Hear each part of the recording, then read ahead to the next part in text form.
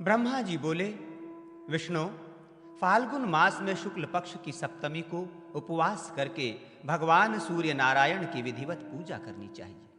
तत्पश्चात दूसरे दिन अष्टमी को प्रातः उठकर स्नानादि से निवृत्त हो भक्ति पूर्वक सूर्य देव का सम्यक पूजन करके ब्राह्मणों को दक्षिणा देनी चाहिए। श्रद्धा पूर्वक भगवान सूर्य के निमित्त आहुतियां प्रदान कर भगवान भास्कर को प्रणाम कर इस प्रकार प्रार्थना करनी चाहिए। प्राचीन समय में देवी सावित्री ने अपनी अभिष्ट सिद्धि के लिए जिन आराध्य देव की आराधना की थी, वही मेरे आराध्य भगवान सूर्य मेरी सभी कामनाओं को प्रदान करें। देवी अदिति ने जिनकी आराधना करके अपने सभी अभिष्ट मनोरथों को प्राप्त किया था, वही दिवसपति भगवान भास्कर प्रसन्न होकर मेरी सभी अभिलाषाओं को पूर्ण करें। दुर्वासा मुनि के शाप के कारण राजपद से च्युत देवराज इंद्र ने जिनकी अर्चना करके अपनी सभी कामनाओं को प्राप्त कर लिया था, वही दिवसपति मेरी कामना पूर्ण करें। हे गरुड़ध्वज, इस प्रकार भगवान सूर्य की प्रार्थना कर पूजा संपन्न करें। अनंतर संयत होकर हविष्यान्न का भोजन करके फाल्गुन, चैत्र, वैशाख और ज्येष्ठ इन 4 मासों में इस प्रकार से व्रत की पालना करने का विधान है। भक्ति पूर्वक करवीर के पुष्पों से 4 महीने सूर्य की पूजा करनी चाहिए। कृष्ण अगरू की धूप जलानी चाहिए और गो श्रृंग का जल प्राशन करना चाहिए तथा खांड मिश्रित पकवान्न का नैवेद्य देकर ब्राह्मणों को भोजन कराना चाहिए। आषाढ़ आदि चातुर्मास में पारण की क्रिया इस प्रकार है। इन महीनों में चमेली के पुष्प, गुग्गुल का धूप, कुएं का जल और पायस के नैवेद्य का विधान है। स्वयं भी उसी पायस के नैवेद्य को ग्रहण करना चाहिए। कार्तिक आदि चातुर्मास में गोमूत्र से शरीर शोधन करना चाहिए। दशांग, धूप, रक्त, कमल तथा कसार का नैवेद्य भगवान सूर्य को निवेदित करना चाहिए। प्रत्येक महीने में ब्राह्मणों को दक्षिणा देनी चाहिए। प्रत्येक पारणा में भक्ति पूर्वक सूर्य नारायण को प्रसन्न करने का प्रयास करना चाहिए और यथाशक्ति संचित धन का दान करना चाहिए। वित्त शाठ्यता, कंजूसी न करें, क्योंकि सद्भाव से पूजा करने पर तथा दान आदि से 7 घोड़ों से युक्त रथ पर आरूढ़ होने वाले भगवान सूर्य प्रसन्न होते हैं। पारणा के अंत में यथाशक्ति जल आदि से स्नान कराकर पूजा करने पर भगवान सूर्य प्रसन्न हो निर्बाध रूप से मनोवांछित फल प्रदान करते हैं। ये सप्तमी पुण्यदायिनी, पाप विनाशिनी तथा सभी फलों को देने वाली है। मनुष्य की जैसी अभिलाषाएं होती हैं, वैसे ही फल प्राप्त होते हैं। इस व्रत को करने वाला व्यक्ति सूर्य के समान ही तेजस्वी बनकर स्वर्णमय विमान पर आरूढ़ हो सूर्य लोक को प्राप्त करता है तथा वहां शाश्वती शांति को प्राप्त करता है। वहां से पुनः पृथ्वी पर जन्म लेकर उन गोपति सूर्य भगवान की ही कृपा से प्रतापी राजा होता है। इसी प्रकार उत्तरायण के सूर्य में शुक्ल पक्ष में भग और यमा सूर्य आदि के नक्षत्रों में पड़ने पर दान मान से भगवान सूर्य की पूजा कर उन्हें प्रसन्न करना चाहिए। इससे संपूर्ण पाप नष्ट हो जाते हैं। इसे पाप नाशिनी सप्तमी कहा जाता है। सूर्य पदद्वय व्रत, सर्वाप्तिमी सप्तमी एवं मार्तंड सप्तमी की विधि। ब्रह्मा जी बोले, धर्मज्ञ, अब मैं जगद्वाता देव देवेश्वर भगवान सूर्य नारायण के पदद्वय महात्म्य का वर्णन करता हूं। इसे आप सुने। अंशुमाली सूर्य देव ने संसार के कल्याण की कामना से अपने दोनों पादों को एक पाद पीठ पर रखा है। उनके वाम पाद को उत्तरायण और दक्षिण पाद को दक्षिणायन के रूप में जानना चाहिए। सभी इंद्र आदि देवगण इनके चरणों की वंदना करते रहते हैं और आप और हम सूर्य देव के दक्षिण पाद की अर्चना करते हैं। विष्णु तथा शंकर श्रद्धा पूर्वक उनके वाम पाद की पूजा करते हैं। जो मानव प्रत्येक सप्तमी को भगवान सूर्य देव की विधिवत आराधना करता है, उस पर वे सदा संतुष्ट रहते हैं। भगवान विष्णु ने पूछा, गोलोक स्वामी सूर्य नारायण की आराधना किस प्रकार की जाती है, उसका आप वर्णन करें। ब्रह्मा जी बोले, उत्तरायण प्रारंभ होने के दिन स्नान करके संयमित मन से धृत दुग्ध आदि पदार्थों के द्वारा भगवान सूर्य को स्नान कराना चाहिए। सुंदर वस्त्रोपहार, पुष्प, धूप तथा अनुलेपन आदि से उनकी विधिवत पूजा कर ब्राह्मणों को भोजन और दक्षिणादि से संतुष्ट करना चाहिए। उसके बाद सूर्य भक्ति परायण व्यक्ति को उनके पदद्वय व्रत का विधान ग्रहण करना चाहिए। तदनंतर स्नान करके चित्रभानु दिवाकर की वंदना करनी चाहिए। खाते चलते सोते जागते प्रणाम करते हवन और पूजन करते समय भगवान चित्रभानु का ही जप करते हुए प्रतिदिन उनके नाम कीर्तन का ही तब तक जप करना चाहिए जब तक दक्षिणायन का समय न आ जाए। उनकी प्रार्थना इस प्रकार करें। चित्रभानु परमात्ममय परम ब्रह्म हैं, जिनका अंत काल में मैं भली भांति स्मरण करूंगा, क्योंकि वे ही सूर्य नारायण मेरी परम गति है। इस प्रकार स्तुति करके शाणामासिक भगवान सूर्य के व्रत को तब तक करना चाहिए जब तक दक्षिणायन पूर्ण रूप से ना आ जाए। उसके पश्चात यथाशक्ति ब्राह्मणों को भोजन कराकर भगवान मार्तंड के सामने पुण्य कथा और आख्यान का पाठ करना चाहिए। भक्ति पूर्वक यथाशक्ति वाचक और लेखक का पूजन भी करना चाहिए। इस प्रकार जो मनुष्य ये व्रत करता है उसको इसी जन्म में सभी पापों से मुक्ति मिल जाती है। यदि इस 6 मास के बीच में ही व्रती की मृत्यु हो जाती है तो उसे पूर्ण उपवास का फल प्राप्त होता है। इसके अतिरिक्त उसे भगवान सूर्य नारायण के चरण द्वय पूजन का फल भी मिलता है। ब्रह्मा जी पुनः बोले, माघ मास के कृष्ण पक्ष की सप्तमी को सर्वाप्तमी सप्तमी कहते हैं। इस व्रत से सभी अभिषिप्त कामनाएं पूर्ण हो जाती है। इस व्रत में पाखंडी आदि दुराचारियों से वार्तालाप न करें और एकाग्र मन से विनम्र होकर उन्हीं भगवान सूर्य का पूजन करें। माघ आदि 6 मासों में प्रत्येक संक्रांति को पारणा मानी गई है। तदनुसार माघ आदि 6 मासों में क्रमशः मार्तंड, क, चित्रभानु, विभावसु, भग और हंस ये 6 नाम कहे गए हैं। पूरे 6 मासों में धृत दुग्धादि पंचगव्य पदार्थों को स्नान और प्राशन के लिए प्रशस्त एवं पापनाशक माना गया है। इस व्रत में तेल और क्षार पदार्थ ग्रहण न करें। रात्रि में जागरण करें। संसार में सब कुछ देने वाली ये तिथि सर्वार्थावाप्ति सप्तमी के नाम से विख्यात है।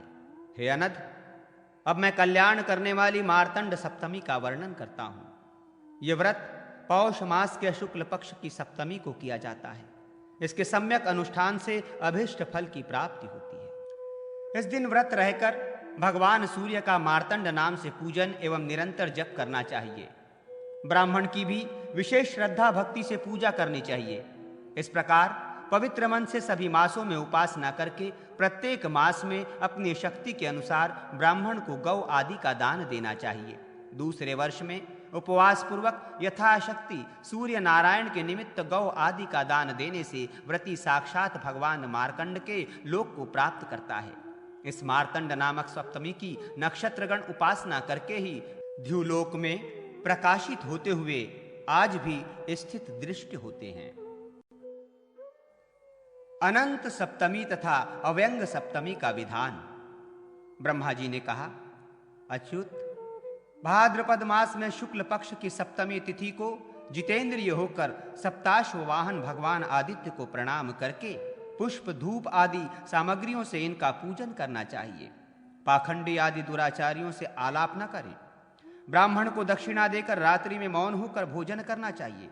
इस विधान से बैठते चलते, प्रस्थान करते और गिरने पड़ने की स्थिति में प्रत्येक समय आदित्य नाम का स्मरण तथा उच्चारण करते हुए क्रमशः 12 मास तक व्रत और जगत गुरु भगवान सूर्य का पूजन करना चाहिए।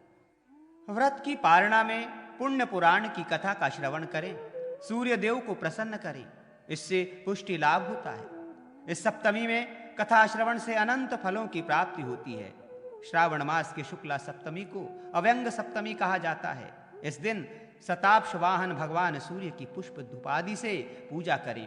पाखंडियों से वार्ता न करें। नियतात्मा होकर रहें। ब्राह्मण को दक्षिणा देकर मौन हो रात्रि में भोजन करें। प्रतिवर्ष अव्यंग बनाकर उन्हें निवेदित करें। अव्यंग समर्पण के समय विविध प्रकार के बाजे बजवाने चाहिए। ब्राह्मण लोग वेद मंत्रों का उच्चारण करें। जिस प्रकार श्रावण मास में अन्य देवताओं को पवित्र अर्पण किया जाता है, उसी प्रकार सूर्य नारायण को भी प्रत्येक श्रावण मास में अव्यंग अर्पण करने का विधान है। इस प्रकार 12 मास पर्यंत इस व्रत को करें। अंत में पारणा करनी चाहिए और ब्राह्मणों को यथाशक्ति भोजन कराकर दक्षिणा देनी चाहिए। जो मनुष्य पवित्र होकर व्रत करके सूर्य नारायण की आराधना करता है, वो भगवान वनमाली सूर्य देव के परम दिव्य लोक को प्राप्त होता है। सूर्य पूजा में भाव शुद्धि की आवश्यकता एवं त्रिप्राप्ति सप्तमी व्रत। ब्रह्मा जी बोले, गरुड़ ध्वज, भक्ति पूर्वक शुद्ध हृदय से मात्र जलार्पण द्वारा भी सूर्य भगवान की पूजा करने पर दुर्लभ फल की प्राप्ति हो जाती है। राग द्वेषादि से रहित हृदय, असत्य आदि से अदूषित वाणी और हिंसा वर्जित कर्म, ये भगवान भास्कर की आराधना के श्रेष्ठ 3 प्रकार हैं। रागादि दोषों से दूषित हृदय में तिमिर विनाशक सूर्य नारायण की रश्मियों का स्पंदन भी नहीं होता, फिर उनके निवास की तो बात कौन करें। यहां तक कि वो भगवान सूर्य के द्वारा संसार पंख में निमग्न कर दिया जाता है।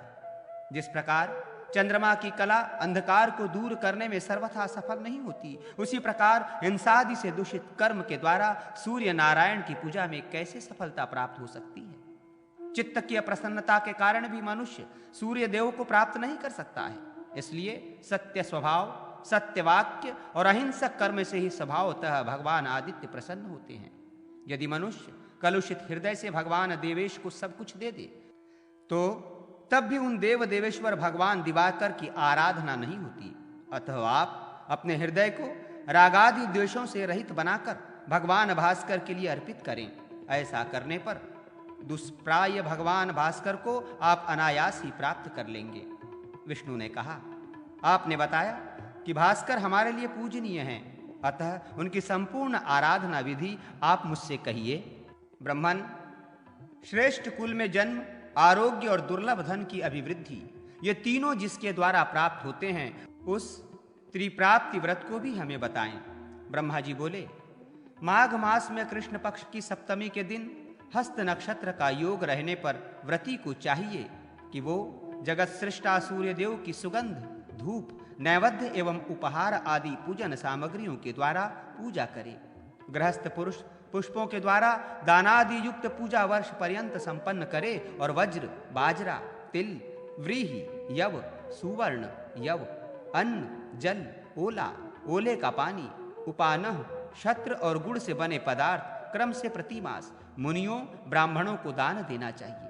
इस व्रत में आत्मशुद्धि के लिए सूर्य नारायण की पूजा करके प्रतिमास क्रमशः शाक, गोमूत्र, जल, धृत, दुर्वा, दधि, धान्य, तिल, यव, सूर्य किरणों से तपा हुआ जल, कमल गट्ठा और दूध का प्राशन करना चाहिए।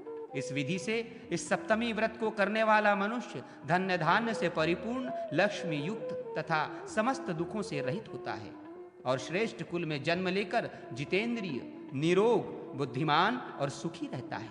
अतः आप भी बिना प्रमाद किए ही इस प्रभा संपन्न स्वामी भगवान दिवाकर की आराधना कर कामनाओं के संपूर्ण फल को प्राप्त करें। सूर्य मंदिर निर्माण का फल तथा यमराज का अपने दूतों को सूर्य भक्तों से दूर रहने का आदेश, धृत तथा दूध से अभिषेक का फल। ब्रह्मा जी ने कहा, हे वासुदेव, जो मनुष्य मिट्टी, लकड़ी अथवा पत्थर से भगवान सूर्य के मंदिर का निर्माण करवाता है, वो प्रतिदिन किए गए यज्ञ के फल को प्राप्त करता है। भगवान सूर्य नारायण का मंदिर बनवाने पर वो अपने कुल की 100 आगे और 100 पीछे की पीढ़ियों को सूर्यलोक प्राप्त करा देता है। सूर्य देव के मंदिर का निर्माण कार्य प्रारंभ करते ही 7 जन्मों में किया गया जो थोड़ा अथवा बहुत पाप है, वो नष्ट हो जाता है। मंदिर में सूर्य की मूर्ति को स्थापित कर मनुष्य कृतकृत्य हो जाता है और उसे दोष फल की प्राप्ति नहीं होती तथा अपने आगे और पीछे के कुलों का उद्धार कर देता है। इस विषय में प्रजाओं को अनुशासित करने वाले यम ने पाशदंड से युक्त अपने किंकरों से पहले ही कहा है कि मेरे इस आदेश का यथोचित पालन करते हुए तुम लोग संसार में विचरण करो। कोई भी प्राणी तुम लोगों की आज्ञा का उल्लंघन नहीं कर सकेगा।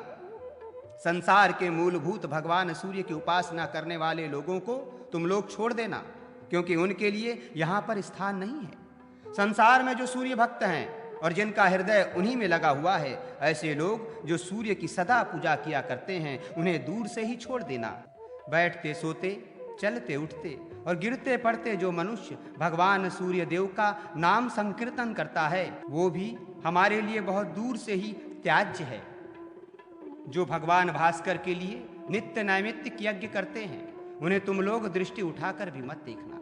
यदि तुम लोग ऐसा करोगे तो तुम लोगों की गति रुक जाएगी। जो पुष्प, धूप, सुगंध और सुंदर सुंदर वस्त्रों के द्वारा उनकी पूजा करते हैं, उन्हें भी तुम लोग मत पकड़ना, क्योंकि वे मेरे पिता के मित्र या आश्रित जन हैं। सूर्य नारायण के मंदिर में उपलेपन तथा सफाई करने वाले जो लोग हैं, उनके भी कुल की 3 पीढ़ियों को छोड़ देना। जिसने सूर्य मंदिर का निर्माण कराया है, उसके कुल में उत्पन्न हुआ पुरुष भी तुम लोगों के द्वारा बुरी दृष्टि देखने के योग्य नहीं है। जिन भगवत भक्तों ने मेरे पिता की सुंदर अर्चना की है, उन मनुष्यों को तथा उनके कुल को तुम सदा दूर से ही त्याग देना। महात्मा धर्मराज यम के द्वारा ऐसा आदेश दिए जाने पर भी एक बार भूल से यम किंकर उनके आदेश का उल्लंघन करके राजा सत्राजीत के पास चले गए, परंतु उस सूर्य भक्त सत्राजीत के तेज से वे सभी यम के सेवक मूर्छित होकर पृथ्वी पर वैसे ही गिर पड़े जैसे मूर्छित पक्षी पर्वत पर से भूमि पर गिर पड़ता है। इस प्रकार जो भक्त भगवान सूर्य के मंदिर का निर्माण करता कराता है, वो समस्त यज्ञों को संपन्न कर लेता है, क्योंकि भगवान सूर्य स्वयं ही संपूर्ण यज्ञमय हैं। ब्रह्मा जी बोले, सूर्य की प्रतिष्ठित प्रतिमा को जो घी से स्नान कराता है, वो अपनी सभी कामनाओं को प्राप्त कर लेता है। कृष्ण पक्ष की अष्टमी के दिन सूर्य भगवान को जो घी से स्नान कराता है, उसे सभी पापों से छुटकारा प्राप्त हो जाता है। सप्तमी अथवा षष्ठी के दिन सूर्य नारायण को गाय के घी से स्नान कराने से सभी पातक दूर हो जाते हैं। संध्या काल में घी से स्नान कराने पर जो ज्ञात अज्ञात संपूर्ण पाप दूर हो जाते हैं। सूर्य नारायण सर्वयज्ञ रूप हैं और समस्त हव्य पदार्थों में घी ही उत्तम पदार्थ है, इसलिए उन दोनों का संगम होते ही सभी पाप नष्ट हो जाते हैं। सूर्य को दूध से स्नान कराने वाला मनुष्य 7 जन्मों तक सुखी, रोग रहित और रूपवान होता है और अंत में दिव्य लोक में निवास करता है। जैसे दूध स्वच्छ होता है और रोगादि से मुक्ति देने वाला है, वैसे ही दूध से स्नान कराने पर अज्ञान हटकर निर्मल ज्ञान प्राप्त होता है। दूध के स्नान से भगवान सूर्य नारायण प्रसन्न होकर सभी ग्रहों को अनुकूल करते हैं तथा सभी लोगों को पुष्टि और प्रीति प्रदान करते हैं।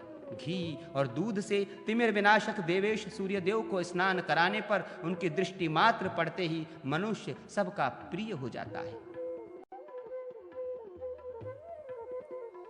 कौसल्या और गौतमी के संवाद रूप में भगवान सूर्य का महात्म्य निरूपण तथा भगवान सूर्य के प्रिय पत्र पुष्पादि का वर्णन।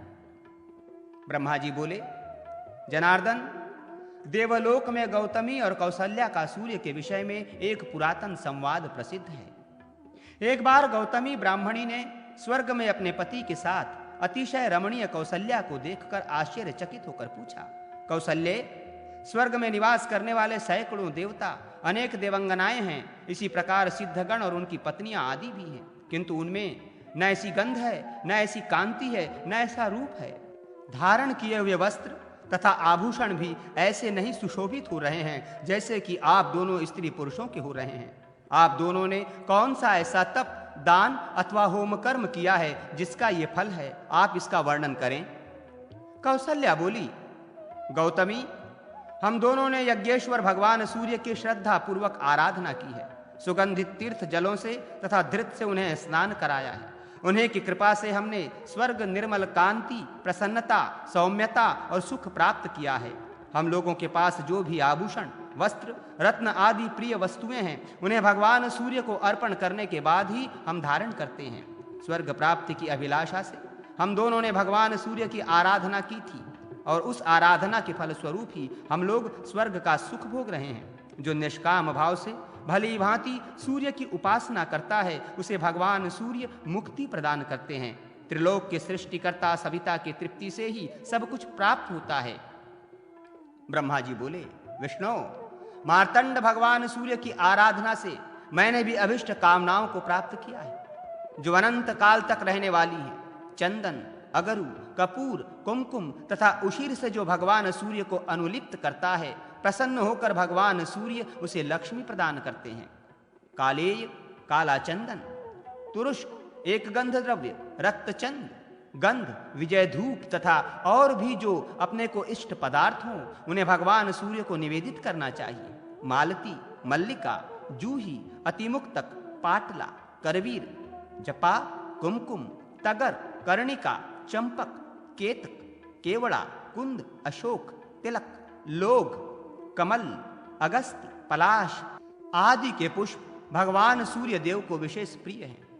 बिल्वपत्र, शमीपत्र, भृंगराज पत्र, तमाल पत्र आदि भगवान सूर्य को प्रिय हैं, अतः उन्हें अर्पण करना चाहिए। कृष्णा, तुलसी, केतकी के पुष्प और पत्र तथा रक्त चंदन के अर्पण करने से भगवान सूर्य सद्यः प्रसन्न होते हैं। नील कमल, श्वेत कमल और अनेक सुगंधित पुष्प भगवान सूर्य को चढ़ाने चाहिए, किंतु कुटज, शालमली, गंधरहित पुष्प सूर्य को नहीं चढ़ाने चाहिए। इन्हें चढ़ाने से दारिद्र्य, भय और रोग की प्राप्ति होती है। जिनका निषेध न हो वे ही पुष्प भगवान को चढ़ाने चाहिए। उत्तम धूप, मुरा, मासी, कपूर, अगरू, चंदन तथा दूसरे सुंदर पदार्थों से भगवान वनमाली की अर्चना करनी चाहिए। विविध रेशमी तथा कपास द्वारा निर्मित उत्तरीय आदि वस्त्र तथा जो अपने को भी प्रिय हैं, ऐसा वस्त्र सूर्य भगवान को चढ़ाना चाहिए। फल तथा नैवेद्यादि भी जो अपने को प्रिय हों उन्हें देना चाहिए। सुवर्ण, चांदी, मणि और मुक्ता आदि जो अपने को प्रिय हों उन्हें भी भगवान सूर्य को निवेदित करना चाहिए। अपने को भास्कर के रूप में मानकर सारी यज्ञ क्रियाएं अव्यक्त रूप भगवान सूर्य को निवेदित करनी चाहिए। सूर्य भक्त सत्राजीत की कथा तथा त्रिविक्रम व्रत की विधि। ब्रह्मा जी बोले, विष्णु, प्राचीन काल में राजा ययाति के कुल में सत्राजीत नामक एक प्रतापी चक्रवर्ती राजा हुए थे।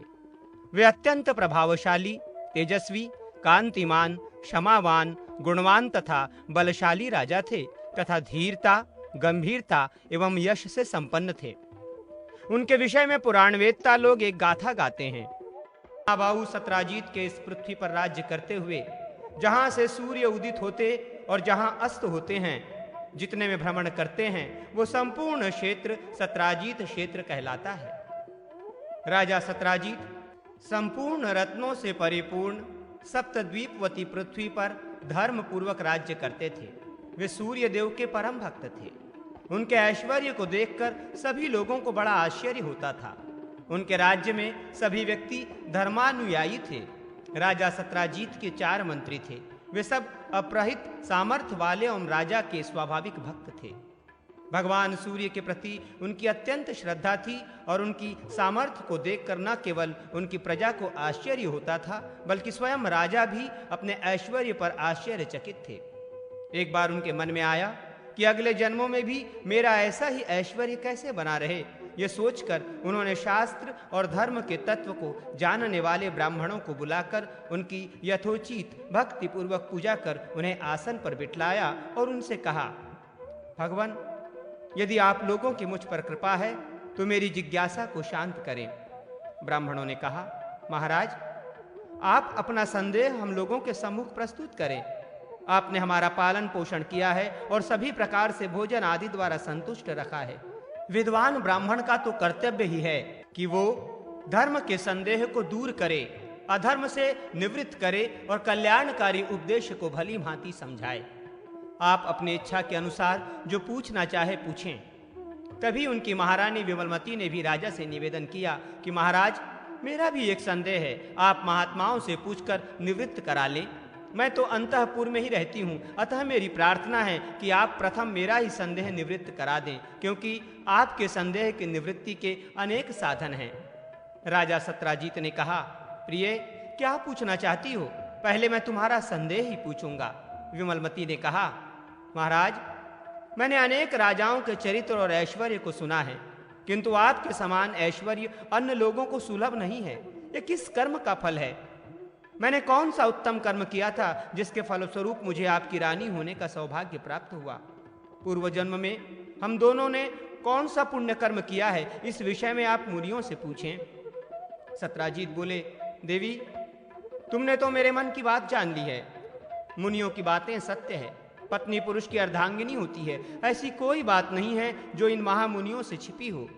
इन महात्माओं से मैं यही पूछना चाहता था। अनंतर महाराज ने महात्माओं से पूछा, भगवान, मैं पूर्व जन्म में कौन था? मैंने कौन से पुण्य कर्म किए थे? इस सर्वांग सुंदरी मेरी पत्नी ने कौन से उत्तम कर्म संपन्न किए थे जिससे हमें ऐसी दुर्लभ लक्ष्मी प्राप्त हुई है? हम लोगों में परस्पर अतिशय प्रीति है। सभी राजा मेरे अधीन हैं। मेरे पास असीम द्रव्य है। मैं अत्यंत बलशाली हूं। मेरा शरीर भी निरोग है। मेरी पत्नी के समान संसार में कोई स्त्री नहीं है। सभी मेरे असीम तेज को सहन करने में असमर्थ है। महामुने, आप लोग त्रिकालज्ञ हैं, आप मेरी जिज्ञासा को शांत करें।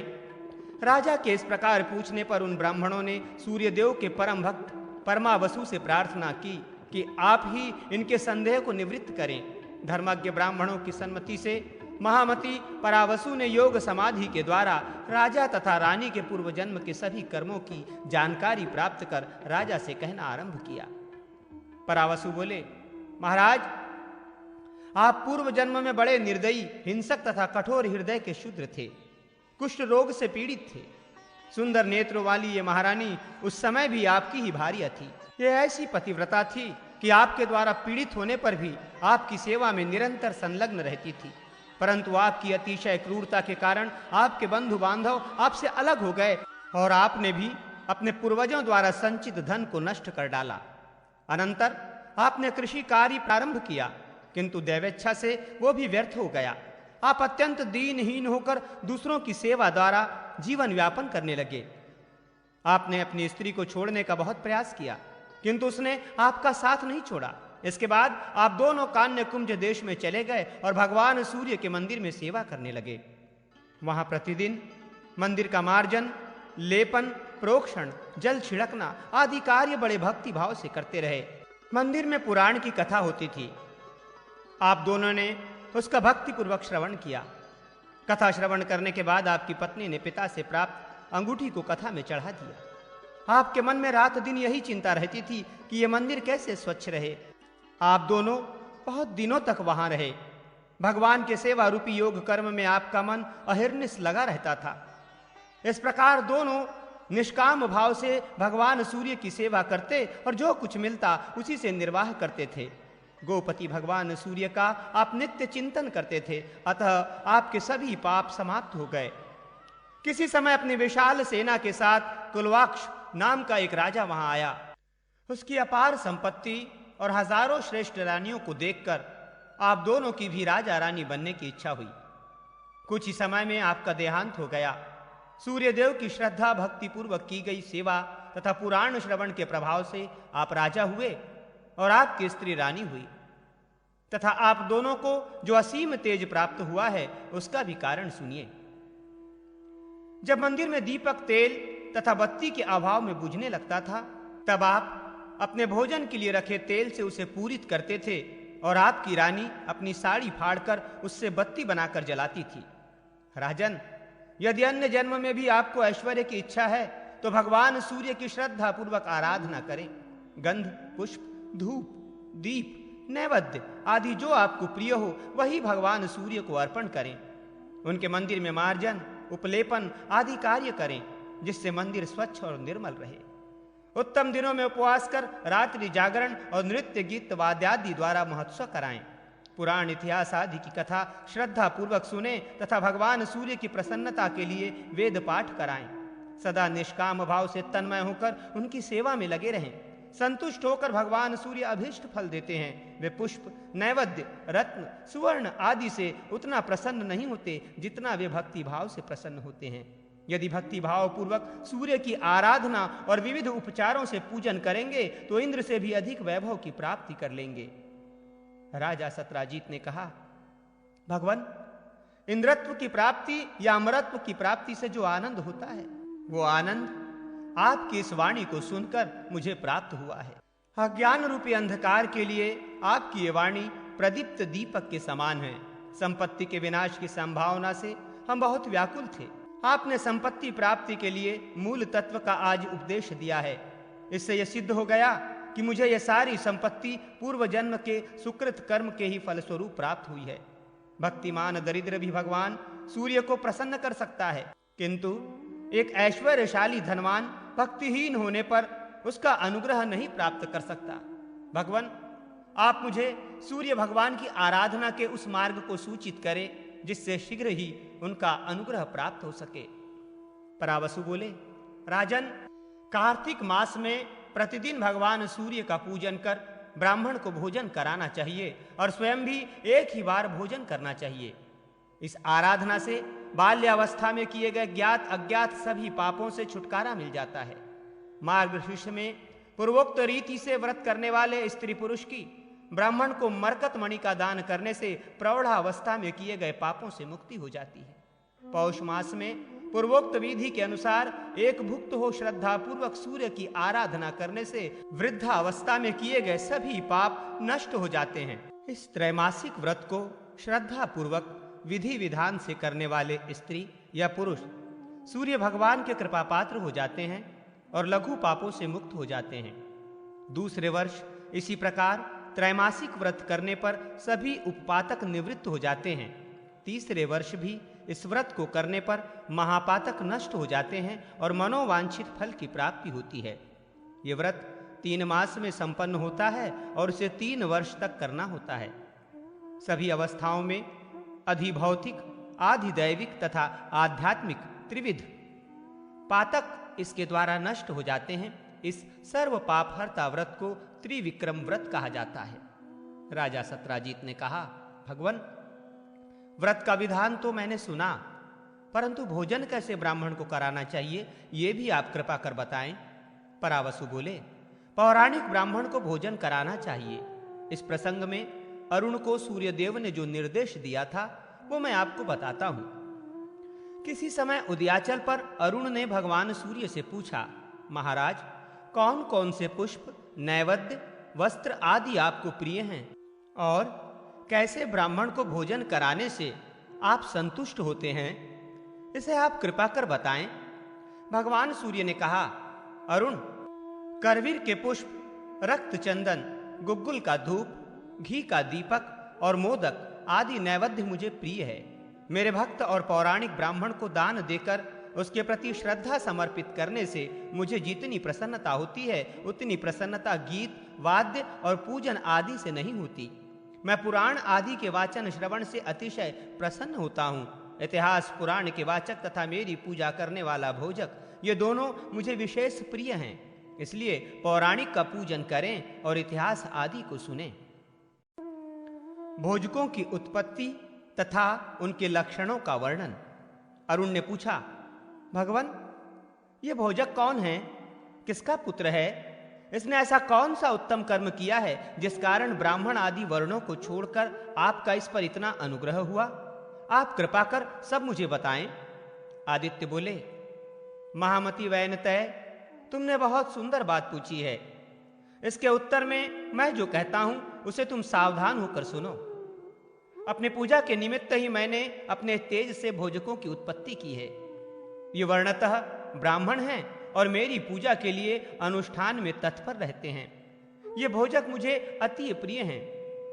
प्राचीन काल में शाक द्वीप के स्वामी राजा प्रियव्रत के पुत्र ने विमान के समान एक भव्य सूर्य मंदिर बनवाया और उसमें स्थापित करने के लिए सभी शुभ लक्षणों से संपन्न सोने की एक दिव्य सूर्य की प्रतिमा भी बनवाई। अब राजा को यह चिंता होने लगी कि मंदिर तथा प्रतिमा की प्रतिष्ठा कौन कराए। उन्हें कोई योग्य व्यक्ति नहीं दिखाई दिया। अतः वो राजा मेरी शरण में आया। अपने भक्त को चिंताग्रस्त देखकर मैंने उसे प्रत्यक्ष दर्शन दिया और पूछा, वत्स, तुम क्या विचार कर रहे हो? तुम क्यों चिंतित हो? शीघ्र ही अपनी चिंता का कारण बताओ। तुम दुखी मत हो, मैं तुम्हारे अत्यंत दुष्कर कर्मों को भी संपन्न कर दूंगा। इस पर राजा ने प्रसन्न होकर कहा, प्रभो, मैंने बड़ी भक्ति एवं श्रद्धा से इस द्वीप में आपका एक विशाल मंदिर बनवाया है तथा एक दिव्य सूर्य प्रतिमा भी बनवाई है। मुझे ये चिंता सता रही है कि प्रतिष्ठा कार्य कैसे संपन्न हो। राजा के इन वचनों को सुनकर मैंने कहा, राजन, मैं अपने तेज से अपनी पूजा करने के लिए मगसंज्ञक ब्राह्मणों की सृष्टि करता हूं। मेरे ऐसा कहते ही चंद्रमा के समान श्वेत वर्ण वाले 8 बलशाली पुरुष मेरे शरीर से उत्पन्न हो गए। वे सभी काषाय वस्त्र पहने हुए थे, हाथों में पिटारी और कमल के पुष्प लिए हुए थे तथा सांगो पांग चारों वेदों और उपनिषदों का पाठ कर रहे थे।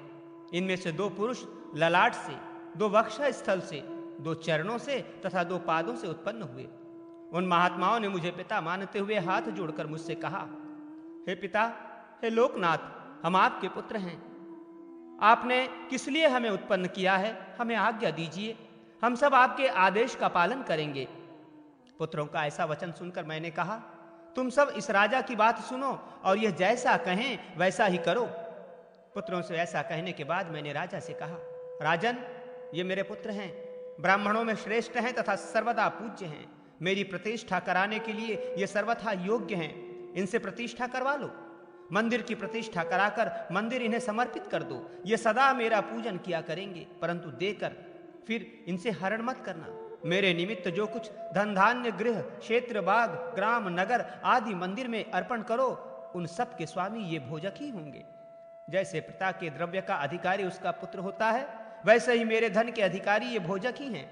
मेरी आज्ञा पाकर उस राजा ने प्रसन्न हो वैसा ही किया और भोजकों द्वारा प्रतिष्ठा कराकर वो मंदिर उन्हीं को अर्पित कर दिया। अरुण, इस प्रकार अपनी पूजा के लिए मैंने अपने शरीर के तेज से भोजकों को उत्पन्न किया। ये मेरे आत्मस्वरूप हैं। मेरी प्रीति के लिए जो कुछ भी देना हो वो भोजकों को देना, परंतु भोजक को दिया हुआ धन कभी वापस नहीं लेना चाहिए। भोजक हमारे संपूर्ण धन का स्वामी है। भोजक में ये लक्षण होने चाहिए, वो पहले वेदाध्ययन कर फिर गृहस्थ जीवन में प्रवेश करे, नित्य त्रिकाल स्नान करे, दिन रात्रि में पंचकृत्यों द्वारा मेरा पूजन करे, वेद, ब्राह्मण और देवताओं की कभी निंदा न करे, नित्य हमारे सम्मुख शंख ध्वनि करे। 6 महीने पुराण सुनने से जैसी प्रसन्नता मुझे होती है, वैसी प्रीति केवल एक बार शंख ध्वनि श्रवण करने से हो जाती है। इसलिए भोजक को पूजन में नित्य शंख बजाना चाहिए।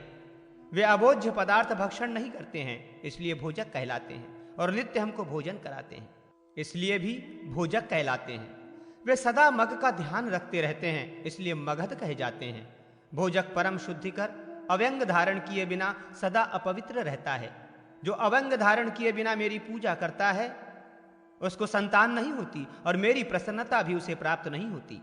भोजक को सिर मुड़ाकर रहना चाहिए, किंतु शिखा अवश्य रखनी चाहिए। रविवार के दिन तथा षष्ठी को नक्त व्रत कर सप्तमी को उपवास करना चाहिए तथा संक्रांति का व्रत भी करना चाहिए। मेरे समीप त्रिकाल गायत्री का जप करे, भक्ति श्रद्धा पूर्वक मौन होकर मेरा पूजन करे, क्रोध न करे, सदा हमारा नैवेद्य भक्षण करे। वो नैवेद्य भोजक को शुद्ध करने के लिए पवित्र हविष्यान्न के समान है। मुझे चढ़ा हुआ गंध, पुष्प, वस्त्राभूषण आदि बेचे नहीं। स्नान कराए तथा जल और निर्माल्य विसर्जन के बाद देवार्पित वस्तु तथा अग्नि का उल्लंघन न करे, सदा पवित्र रहे। एक बार भोजन करे और क्रोध, अमंगल वचन तथा अशुभ कर्मों को त्याग दे।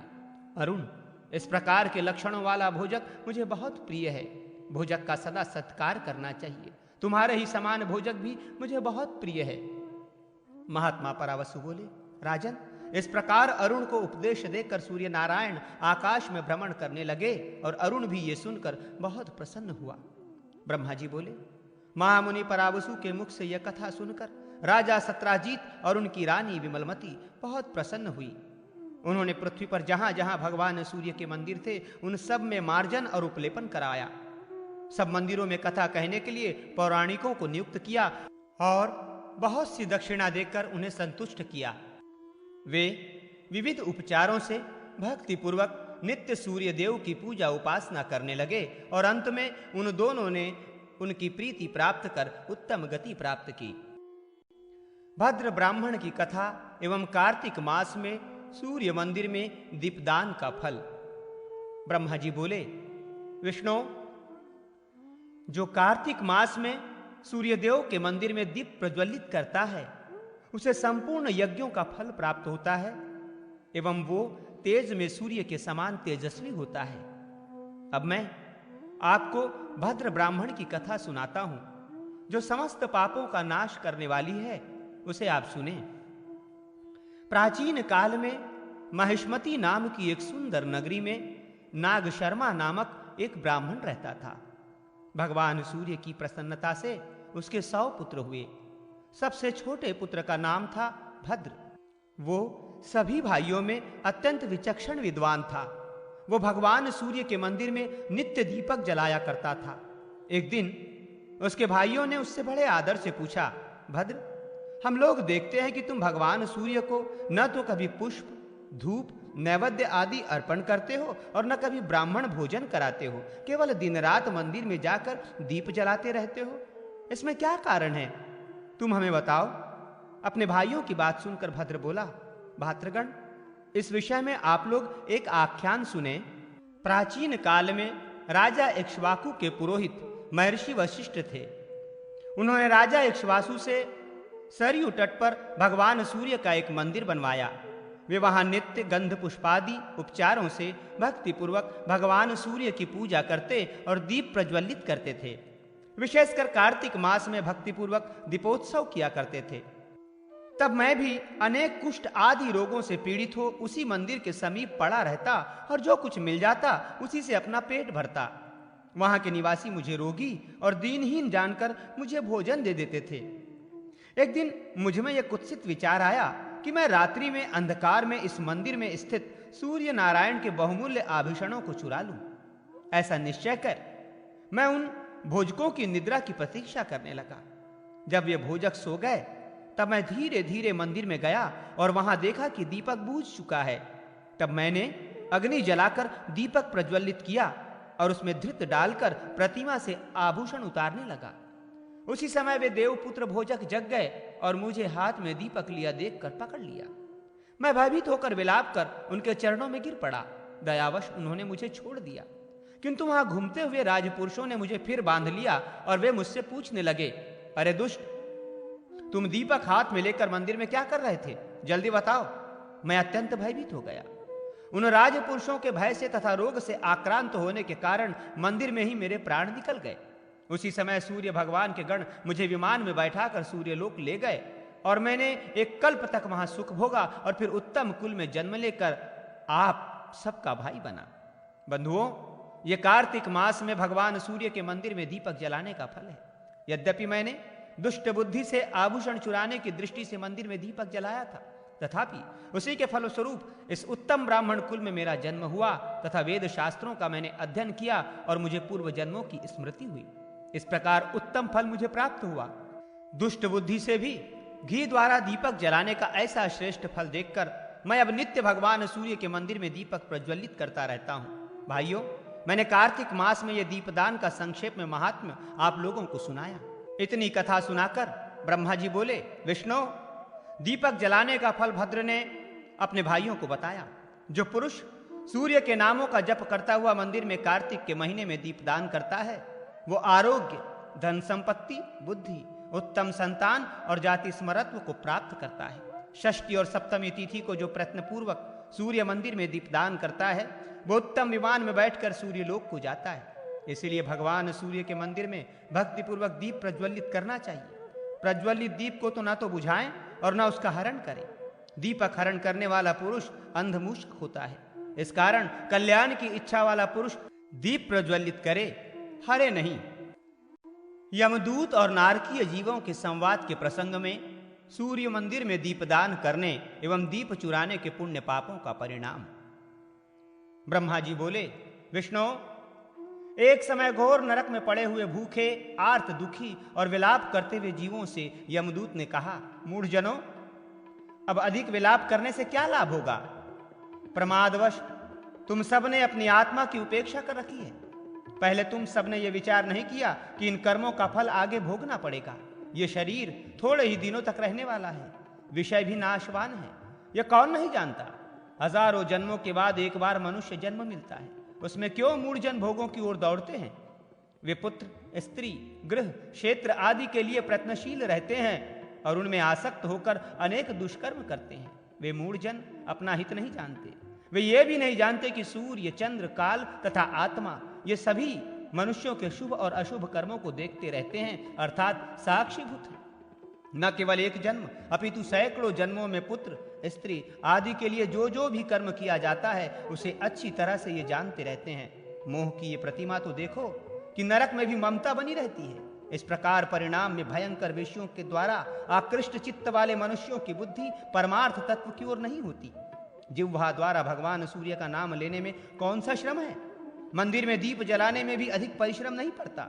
परंतु यदि मनुष्य से इतना भी नहीं हो सकता, अब रोदन और विलाप करने से क्या लाभ है? जैसा कर्म किया वैसा फल पाया। इसलिए पाप कर्म में कभी भी बुद्धि नहीं लगानी चाहिए। यदि कोई अज्ञान से पाप कर्म हो जाए तो सूर्य भगवान की आराधना करे, जिससे सब पाप नष्ट हो जाते हैं। ब्रह्मा जी बोले, यमदूत के ऐसे वचनों को सुनकर तथा भूख से व्याकुल, प्यास से सूखे कंठ वाले, दुख से पीड़ित वे नारकीय जीव उससे कहने लगे, साधो, हमने ऐसा कौन सा कर्म किया जिससे हमें इस दारुण नरक में वास करना पड़ा? यमदूत ने कहा, पूर्व जन्म में यमन के उन्माद से उन्मादित तुम अविवेकियों ने धृत के लोभ में भगवान सूर्य के मंदिर से दीप चुराया था। उसी कारण इस घोर नरक में तुम सब दुख भोग रहे हो। ब्रह्मा जी बोले, अच्युत, मैंने सूर्य मंदिर में दीपदान करने के पुण्य तथा दीप हरण करने के दुष्परिणामों का वर्णन किया। दीपदान करने का तो सर्वत्र ही उत्तम फल है, परंतु सूर्य नारायण के मंदिर में विशेष फल है। जगत में जो जो अंध, मुख, बधिर, विवेकहीन, निंद व्यक्ति दिखाई पड़ते हैं, उन सब ने साधु जनों द्वारा प्रज्वलित किए हुए दीपों को सूर्य नारायण के मंदिर से हरण किया है।